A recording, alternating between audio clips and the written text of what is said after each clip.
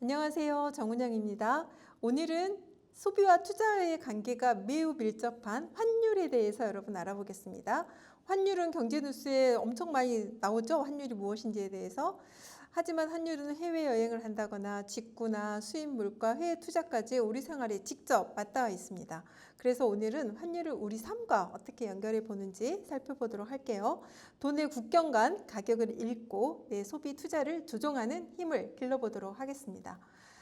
그래서 오늘 강의는 이렇게 세 부분으로 진행될 건데요. 첫 번째는 환율의 기본 개념입니다. 환율이란 무엇이고 원화 약세, 강세가 무엇인지를 뜻하는지 알아봅니다. 두 번째는 환율 변화가 물가와 소비에 미치는 영향에 대해서 여러분 이해해 봅니다. 세 번째는 환율 관련된 상품, 금융 상품과 이런 것들의 어떠한 점에 유의해야 되는지에 대해서 정리합니다. 자, 그러면 이런 내용을 하게 되면 우리는 이제 어떤 학습 목표와 핵심 역량을 가져야 하냐면요. 첫째는 환율이 무엇인지 기본 개념을 잘 설명할 수 있어야 됩니다. 환율이 무엇이고 오를 때와 내릴 때 원화 가치가 어떻게 달라지는지 이해할 수 있어야 합니다. 둘째, 환율 변화가 물가와 소비에 미치는 영향을 이해해야 됩니다. 환율은 수입 물가를 거쳐서 장바구니와 해외 소비 비용으로 이어지기 때문이죠. 셋째, 환율 관련 금융상품과 환율 관련 금융상품을 구매할 때 유의점을 판단할 수 있어야 됩니다. 그래서 오늘의 핵심 역량은 환율을 이해하는 것, 해외 소비 판단, 환해치 감각, 해외 투자 위험 이렇게 정해보았습니다. 자, 본격적으로 내용에 들어가 볼까요? 자, 환율은 여러분 무엇일까요? 자, 환율이란 여기 내용이 있는데요. 두 나라 돈의 교환 비율이다. 환율이 오르면 수입품 해외 비용이 커지고 해외 여행 비용이 커지고 환율이 내리면 해외 소비는 유리하지만 수출 기업에는 부담이 될 수 있다. 이렇게 정의를 해봤고요. 예를 들어 설명해 볼게요. 자, 원달러가 1,300원이면 달러 하나를 사는데 원화는 얼마가 들어간다는 뜻이에요? 자, 1,300원이 든다는 뜻이에요. 이 숫자가 1,400원으로 오르면 환율이 오른 것이고 그러면 원화의 가치는 어떻게 될까요? 떨어진 것이다. 이렇게 이해하면 되겠죠?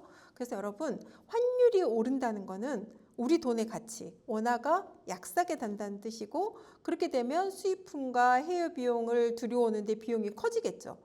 1,300원으로 수입할 수 있었던 게 이제 1,400원으로 수입해야 되니까 당연히 그러겠죠. 반대로 환율이 내리면 어떨까요? 원화가 강세게 된다는 뜻이고 해외 소비는 유리하지만 수출 기업에는 부담이 될 수 있다는 것이죠. 자, 환율은 표시 방법을 어떤 식으로 하냐면요. 이런 식으로 기준이 앞에 있고 그 뒤에 이제 달러인지 엔인지 유로인지 이런 식으로 무엇을 기준 통화로 두는지에 따라서 숫자를 읽는 방법이 방향이 달라집니다.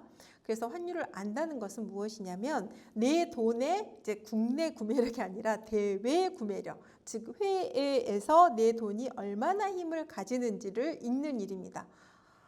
우리 집 글로벌 시대에 살고 있잖아요. 그렇기 때문에 환율, 내 돈이 밖에 나가서 다른 나라에서의 어떤 돈의 가치가 있는지를 아는 것은 이제 너무나 필수적인 사항이라고 여러분 생각하시면 됩니다. 자, 환율의 기본 개념에 대해서 조금 더 확장해서 알아볼까요? 환율을 어렵게 생각할 필요는 없습니다. 자, 우리나라의 돈과 다른 나라의 돈을 바꾸는 가격이라는 거죠. 그래서 여기서 이제 여러분 그 원화 약세, 원화 강세 이런 말들을 되게 많이 하는데 환율 상승, 환율 하락 이런 이야기 하는데 의미적으로 제가 다시 한번 좀 예를 들어 설명해 드릴게요. 자, 원달러 환율이 1,300원에서 1,400원으로 올랐다면 원달러를 사기 위해서 더 많은 원화를 내야 되는 거잖아요. 그렇기 때문에 이것은 원화 가치가 약해졌다. 이렇게 이야기하는 것이고요. 반대로 환율이 1,400원에서 1,300원으로 내려가면 더 적은 원화로 원달러를 살 수 있는 거잖아요. 이런 경우에 어떻게 한다고요? 원화 가치가 강해졌다. 원화 강세다. 이런 말들을 할 수 있어요. 여기서 진짜 더 중요한 거 뭐냐면요. 이제 환율, 원화 약세, 원화 강세 무슨 말인지 이해하셨죠? 자, 매매 기준율이란 게 뭐냐면요. 이건 좀 알고 가야 돼요. 자, 매매 기준율은 은행이 환전과 송금 가격을 정할 때 사용하는 기준 환율이라고 보면 돼요. 이건 뭐냐면 우리가 실제로 달러를 살 때와 팔 때는 이 환율이 그대로 적용하지 않아요. 은행은 우리가 달러를 살 때는 기준보다 어떻게 할까요? 비싸게 팔고 우리가 달러를 팔 때는 기준보다 싸게 사요. 우리가 직접 하진 않잖아요. 은행을 통해서 하잖아요. 그러니까 여기 수수료에 들어가겠죠. 그래서 이렇게 살 때와 팔 때 적용되는 환율의 차이를 환율 스프레드라고 하는 거예요. 살 때와 팔 때의 차이를 환전 비용이라고 하는 거죠. 환율 스프레드라고 하고요. 쉽게 말하면 환전 과정에서 발생하는 비용이에요. 그래서 환율이 그대로여도 달러를 샀다가 팔면 손해가 될 수 있어요, 여러분. 요거 이해하세요? 요런 데도 수수료가 다 들어가 있는 거예요. 정리하겠습니다. 자, 환율이 오르면 달러는 비싸지고 원화는 약해진다. 환율이 내리면 달러는 싸지고 원화는 강해진다. 자, 이해하셨죠? 이렇게만 알고 있어도 뉴스를 보실 때 저게 무슨 말이지? 쉽게 이해하실 수 있을 겁니다. 요거를 조금 더 여러분이 잘 이해할 수 있도록 제가 표로 정리를 했는데요. 자, 환율 상승의 의미와 생활 영향 확인 질문. 자, 환율이 상승하면 지금 사야 하나? 기다려야 하나? 생각해 봐야 된다는 것이고요. 환율이 하락하면 회의 지출 시점인가? 라는 거 판단하시고 조금 더 내가 회의 지출하는 걸 지금 할까 말까 고민해야 되는 것이고요. 매매 기준일은 은행 고시 기준 환율이기 때문에 오늘 기준 환율을 보고 여러분 환전이나 송금을 하셔야 된다는 거예요. 이거에 따라서 다르기 때문에. 그리고 스프레드 수수료, 자, 살 때 팔 때 가격 차이가 있다. 환전 우대율은 얼마인가? 여러분 환전 우대해 주는 은행이 있다면 여러분 반드시 작은 돈이라도 거기 가서 해야 된다는 말씀을 드리고요. 자, 이제 두 번째 파트입니다. 환율 변화가 물가 소비에 미치는 영향입니다. 자, 환율이 오르면 수입 물가부터 내 지갑까지 소비에 다 영향을 미치고 있거든요. 어떻게 영향을 미치냐? 자, 보시죠. 자, 수입 물가. 자, 환율이 오르면 여러분 수입품 가격이 오르게 되죠. 기름 수입하죠. 식품, 원자재 이런 거 수입품은 무조건 가격이 상승한다고 보시기 때문에 여러분들이 수입품을 구매할 때는 훨씬 더 많은 지출의 비용이 들어가니까 내 지갑까지 이어진다라는 말을 드린 거고요. 자, 생활 물가도 영향을 받죠. 오른 수입 원가는 시차를 두고 소비자 물가에 전가돼서 내 장바구니에 바로 부담이 되는 거잖아요. 그래서 우리가 빵순이들, 빵 좋아하면 밀가루 수입하잖아요. 수입품 오르면 바로 빵값이 오르게 되는 거예요. 그래서 바로는 못 올려요. 그렇지만 결과적으로는 실질적으로 시간을 두고 시간차를 두고 계속 오르게 되는 거죠. 세 번째, 해외 소비입니다. 자, 여행, 유학, 직구 비용이 환율에 직접적으로 반영된다는 거 이해하시고 계시죠? 자, 네 번째, 소비 대체입니다. 이건 뭐냐면 이제 원화가 약할 때는 해외여행 대신에 국내로 소비가 옮겨가는 그런 추세를 이야기하는 거고요. 소비 대체제를 사용하게 되는 거죠.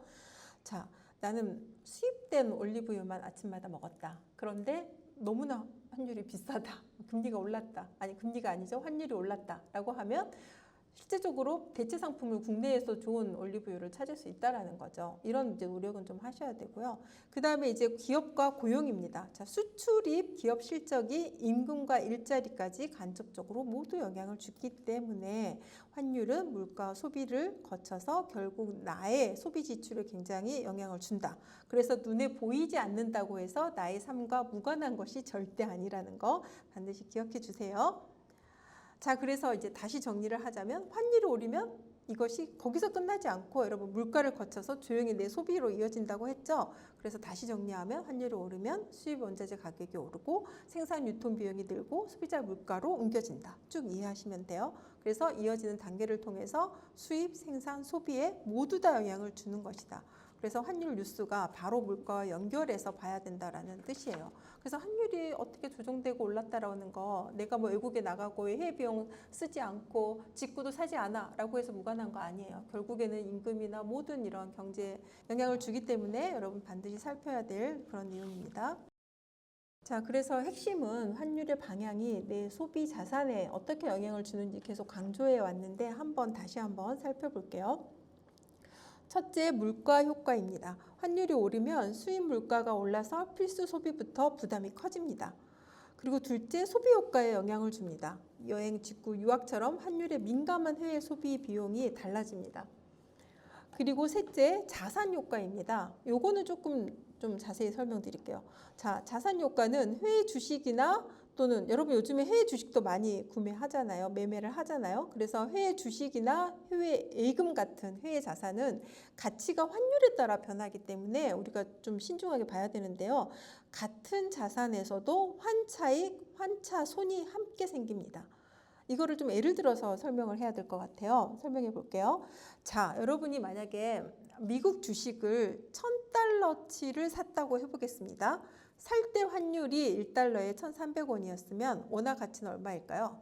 130만 원이겠죠? 이후에 주가는 그대로예요. 주가지수는 그대로인데 환율이 1,400원으로 올랐어요. 그럼 어떻게 될까요? 140만 원이 되는 거죠. 환율 때문에 10만 원의 환차익, 이익이 생겼다는 것입니다. 그러니까 주가지수 그대로이지만 내가 미국 시장에 투자를 했다라고 한다면 환율이 오르면 내가 나중에 그걸 팔았을 때 이익은 더 생긴다는 거죠. 이해하시겠죠? 반대로 환율이 1,200원으로 내렸어요. 그러면 어떻게 될까요? 120만 원이 되기 때문에 10만 원의 환차손이 생긴다. 이렇게 이해하시면 돼요. 그래서 해외 자산을 여러분들이 관리할 때는 자산의 가격만 보시면 안 돼요. 환율이라는 이 두 개의 성적표를 함께 봐야 됩니다. 그래서 해외 주식이 올라도 환율이 크게 내리면 실제 수익은 줄어들 수 있고, 주가가 그대로여도 환율이 오르면 원화 기준 자산 가치가 커질 수 있기 때문에 의사결정을 하는 거죠. 나 미국 주식 사고 싶었어. 근데 환율이 너무 올라가지고 내가 진입을 못 하겠네? 근데 환율이 갑자기 떨어졌어. 그러면 어떻게 할까요? 살 기회를, 매수의 기회를 가질 수 있는 것이고요. 환율이 올랐는데 내가 이 주식을 좀 처분하려고 하고 싶어. 그러면 떨어지기 전에 너 이거를 좀 해서 환차익을 좀 가져야 되겠다라고 생각하면 그런 의사결정도 충분히 하실 수 있다는 것입니다. 그래서 환율은 내 소비와 투자로 연결될 때 반드시 연결되기 때문에 어떤 영향이 있는지를 반드시 여러분들이 이해하시는 것이 필요합니다. 자, 이제 세 번째 파트, 환율과 관련된 금융상품과 이용할 때의 주의점을 살펴볼게요. 자, 환율은 여러분 해외여행이나 환전할 때만 영향을 주는 게 아니라고 했죠. 예금, 투자, 보험, 카드 결제 등 생각보다 나의 다양한 금융생활과 연결되어 있어요. 첫째, 외화 예금을 한번 살펴볼게요. 원화가 아니라 달러와 같은 외화로 돈을 맡기는 상품이에요. 이자를 받을 수 있지만 실제 수익은 환율에 따라 달라질 수 있다는 거 이해하셨죠? 달러 가치가 오르면 환차익을 얻을 수 있지만 반대로 달러 가치가 내리면 이자를 받고도 환차손 때문에 손해볼 수 있어요. 이자를 받고도 이 환율의 변동 때문에 손해를 볼 수도 있다는 거 반드시 유의하고 사회 자산에 대한 이 구매 의사 결정은 판단을 하셔야 된다는 거예요. 둘째는 이제 환전과 회의 송금이에요. 은행이 알려주는 그런 기준 환율 그대로 거래하는 것이 아니라 환전 비용인 스프레드와 송금 수수료가 추가된다고 말씀드렸죠. 따라서 환율만 보지 말고 환율 우대를 받을 수 있는지, 그리고 실제 수수료는 얼마인지를 함께 확인해야 됩니다. 셋째, 해외 주식과 ETF 같은 거를 이제 구매할 때는요, 해외 투자는 주가만 반영한다? 아니다. 환율이 동시에 움직인다. 그래서 해외 주식이나 ETF를 구매할 때는 주가와 환율을 반드시 동시에 생각해야 된다. 그래서 주가가 올라도 환율이 내려가면 원화로 바꿨을 때 수익이 줄어들 수 있어요. 반대로 주가가 그대로여도 환율이 오르면 수익은 어떻다? 수익은 생길 수 있다. 따라서 환율의 영향을 줄여주는 환해지 상품인지 아니면 환율의 변화를 그대로 반영하는 환노출 상품인지도 여러분 상품인지 확인해야 돼요. 그래서 이거는 환해지 상품입니다. 환노출 상품입니다. 이렇게 환해지 상품에 대해서 여러분 여부를 반드시 확인하는 것이 환율의 영향을 받고도 내가 감당하는 것인지, 환율의 영향은 나는 받기 싫다. 그러면 그런 상품을 구매해서는 안 되겠죠. 그래서 이런 점들은 조금 더 하나 더 알아주셔야 되기 때문에 이제 글로벌 시장이 이렇게 오픈되면서 여러분 해외 주식에 대한 판단들을 하기 때문에 이 내용 반드시 잘 염두하고 의사결정에 활용하시면 좋겠습니다. 자, 넷째, 외화보험과 달러 상품입니다. 보험료를 달러로 내거나 보험금을 달러로 받는 그런 장기 상품이 있거든요. 가입 기간이 긴 만큼 환율이 크게 달라질 수 있고 중도에 해지하면 환율 손실도 생기기 때문에 해지 손실까지 겹칠 수 있기 때문에 가입할 때 환율만 보고 판단해서는 안 된다는 것입니다. 다섯 번째, 이제 해외 카드 결제인데요. 요거는 이제 우리 생활에 굉장히 또 많이 활용되는 내용이죠. 해외에서 여러분 카드를 사용하면 환율뿐만이 아니라 해외 이용 수수료도 붙잖아요. 특히 현지에서 항상 물건 살 때 이거 물어보거든요.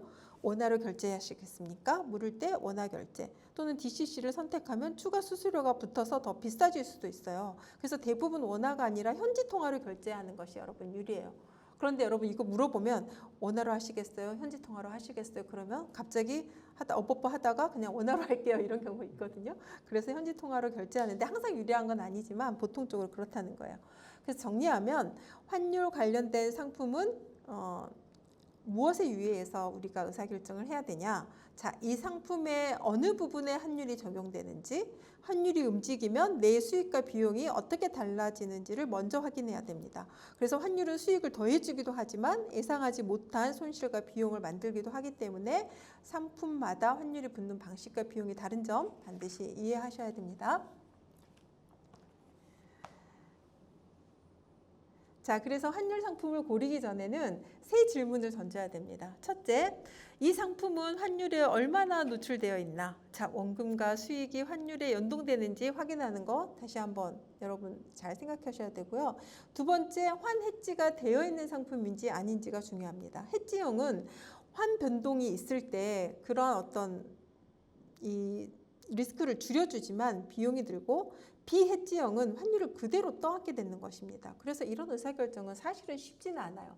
그래서 여러분들이 이런 의사결정을 할 때는 내가 스스로 하려고 하지 말고 이 전문가들의 어떤 상담이 좀 필요하다고 보여지고요.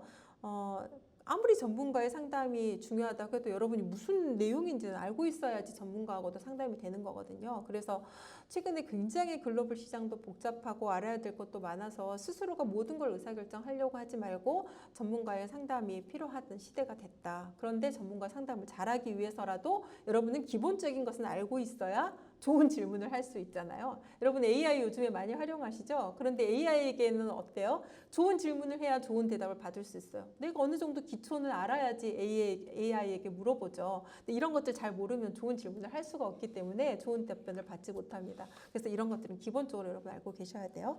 자, 셋째, 환전과 수수료 비용은 얼마인가? 자, 스프레드와 수수료가 실제 수익을 갉아먹기 때문에 이런 비용에 대해서는 반드시 알고 또 질문할 수 있어야 됩니다. 그래서 이 세 질문을 여러분들이 답할 수 있으면 그 상품이 나에게 맞는지 또 얼마나 위험한지가 분명해집니다.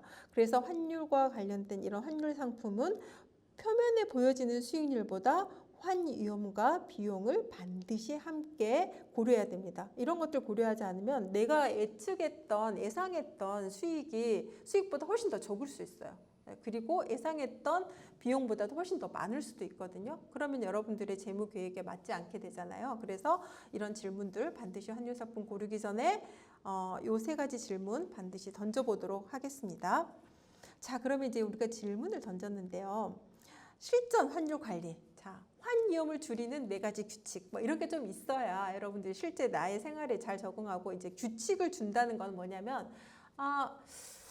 이거 규칙 뭐야? 라고 알았는데 여러분 생활에서 이제 자기가 습관화하지 않고 행동으로 옮기지 않으면 뭐라고요, 여러분? 무용지물이에요. 다 필요 없는 거예요.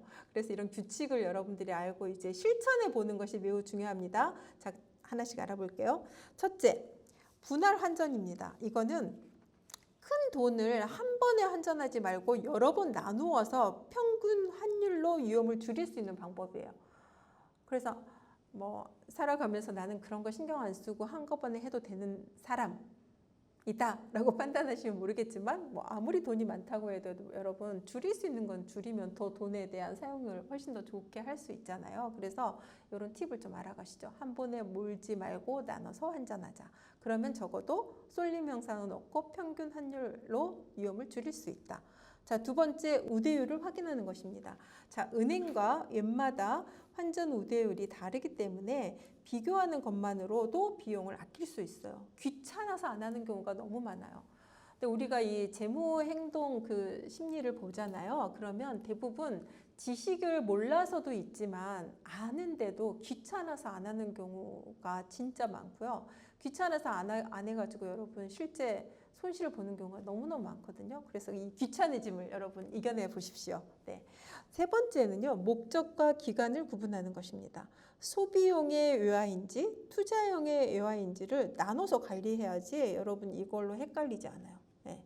네 번째는 원화 결제 주의를 하는 것입니다. 이게 뭐냐면 회에서 카드를 쓸 때는 원화가 아니라 현지 통화로 결제해야 이중 수수료를 피할 수 있다는 거 여러분 반드시 여러분 주의해 주세요. 꼭 알아두세요.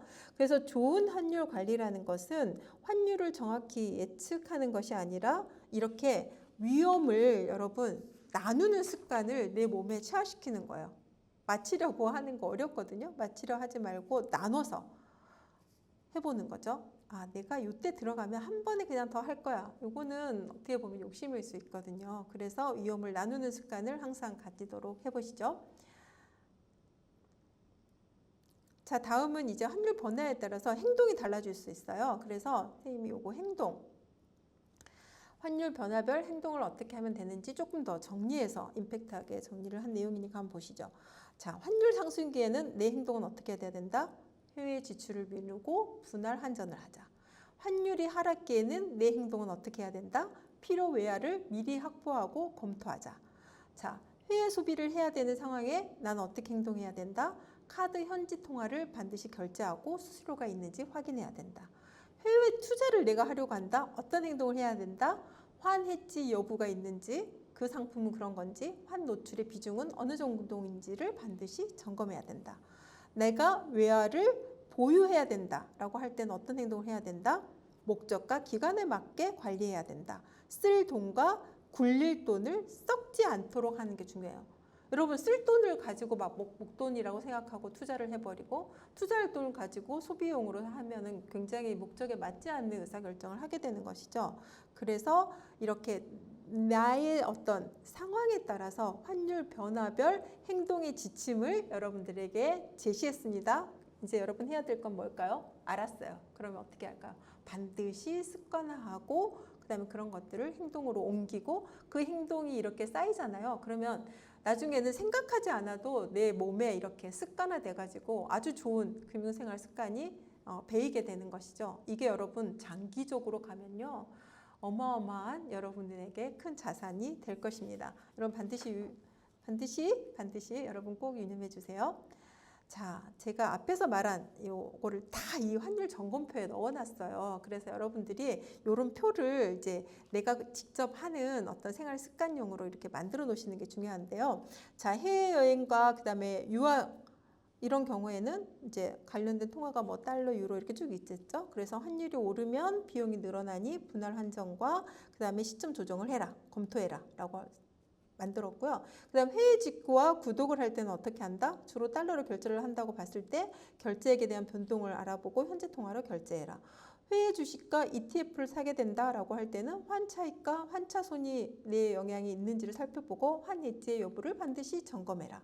자, 외화 예금일 경우에는 어떻게 해라? 이자, 환손익에 대한 부분을 살피고 그런 것들이 발생되는 있는지 목적과 기간을 명확히 하고 관리해라. 자, 수입 소비재에 대한 원자재 통화의 영향을 받을 수 있기 때문에 환율 상승기에는 물가 부담이 커지므로 구매 시점을 오히려 조정하면 되잖아요. 네, 반드시 꼭 사야 되는 거 아니면 좀 미룰 수 있다는 거죠. 이러한 환율표는 여러분 금융회사를 위한 자료가 아니고요. 실제 내 생활비, 내 자산을 지키는 도구예요. 그래서 이런 어떤 도구를 잘 활용해서 눈으로 보고 직접 기록하고 그 기록이 나의 생활의 습관이 되고 이런 것들이 체화되도록 하고 그것이 행동으로 이어지게 하는 거. 이게 가장 중요해요, 여러분. 알고 행동하지 않으면 무용지물이다. 계속 선생님 이야기 드리고 있습니다. 자, 오늘 시간에 대한 내용, 환율이 우리 생활에 어떻게 중요한지에 대해서 계속 설명드렸고요. 오늘 강의를 정리해 보겠습니다. 자, 첫째, 환율은 뭐다? 두 나라의 돈의 가격이다. 환율이 오르면 원화 가치가 떨어진다. 자, 두 번째, 환율은 물가와 소비에 영향을 줍니다. 그래서 수입 물가가 오르고 해외 소비의 비용이 달라지기 때문에 그냥 환율 숫자 아니다. 나의 실제적으로 삶에 매우 영향이 있다. 물가가 오른다는 건 뭐라고 말했죠? 내가 쓸 수 있는 돈을 가지고 5가지, 예를 들어서 100만 원을 가지고 5가지 행동을 할 수 있었고 구매를 할 수 있었는데 환율이 오르면 수입 물가가 오르기 때문에 사실 그걸로는 3가지밖에 못한다. 그러면 해외 어떤 구매력이 줄어든다는 것이잖아요. 그렇기 때문에 이 내용들에 대해서 수입 물가가 오르고 해외 소비가 비용이 달라지기 때문에 매우 환율은 나의 삶과 영향이 있다라는 걸 강조했고요. 이제 세 번째는요. 환율은 해외 투자와 해외 상품에 직접적으로 작용한다. 그래서 주가와 그 다음에 환율에 함께 움직여서 환위험이 생긴다. 그렇기 때문에 여러분 해외 투자하거나 외화 상품 직접 작용, 요즘에 이제 웹 같은 걸 통해서 우리가 해외 주식들도 잘 살 수 있잖아요. 그럴 때 반드시 주가와 환율 두 가지의 성적표를 같이 보고 움직여야지 환율로 인한 위험을 줄일 수 있다. 그래서 미국의 지금 주식이 어떻고 나스닥 주식이 어떻고 우리나라는 어떻고 뭐 이런 것들을 볼 때 특히나 이제 뭐 해외 주식을 많이 여러분들이 구매하는 경험도 많이 생기는 것 같아요. 그랬을 경우에 반드시 주식에 대한 가격만 보지 마시고 현재 우리나라와 그 나라의 어떤 환율의 차이 이런 것들을 보시면서 의사결정하고 매수하고 매도하는 그런 어떤 과정을 반드시 거치셔야 된다라고 말씀드렸습니다. 그리고 이제 넷째, 좋은 환율 관리는 뭐니 해도 여러분 위험을 분산하는 거예요. 그렇지 않고 여러분 스스로가 그냥 내가 한번 맞춰서 이 타이밍에 환전해 볼 거야 라고 했다가 오히려 더 낭패를 볼 수 있거든요. 그래서 분할 환전하는 거 매우 중요하다라고 말씀드렸고, 우대할 수 있는 것들은 최대한 찾아서 귀차니즘을 없애고 우대 환율 받을 수 있는 것들에 대해서 여러분들이 찾아서 나에게 적용해라 말씀드렸고, 환했지 그래서 비용과 차익에 대해서 있는지 그런 것들을 환율에 대한 어떤 차익과 손실을 줄여나가는 거를 내가 스스로 하지 않고 이 상품이 환해지가 되어 있는 상품인지 아니면 비환해지 상품인지 반드시 확인해라 라고 말씀드렸고, 네 번째, 수수료 별거 아닌 것처럼 늘 여러분들이 그냥 간과하는데요. 수수료 함께 반드시 살펴봐야 된다고 말씀드렸습니다. 그래서 이제까지 환율에 대한 어떤 개념과 그 다음에 환율이 사실 우리의 어떤 금융생활에 어떻게 침투되어서 영향을 주는지 여러분의 소비생활, 그 다음에 해외 투자 생활 이런 생활 속에서 살펴봤거든요. 그래서 내 소비와 투자를 바꾸는 기준이다라고 하는 거 반드시 염두하시고요. 자, 환율을 잘 읽을 수 있는 사람은 어떤 사람이다? 환율에 휘둘리지 않고 환율을 잘 관리할 수 있는 사람이다. 자, 어려운 것 같지만 여러분 잘 기본 개념만 습득하시고, 그다음 진짜 중요한 거 뭐라고요? 내가 이걸 반드시 실천하겠다라고 하는 여러분의 그런 의지입니다. 그래서 의지를 반드시 발동시켜서 행동으로 옮기셔서 여러분의 금융생활에 두고두고 큰 이익을 가져다 줄 수 있는 그런 어떤 시간이 됐으면 좋겠습니다. 자, 여러분 수고하셨습니다. 여기까지 마치겠습니다.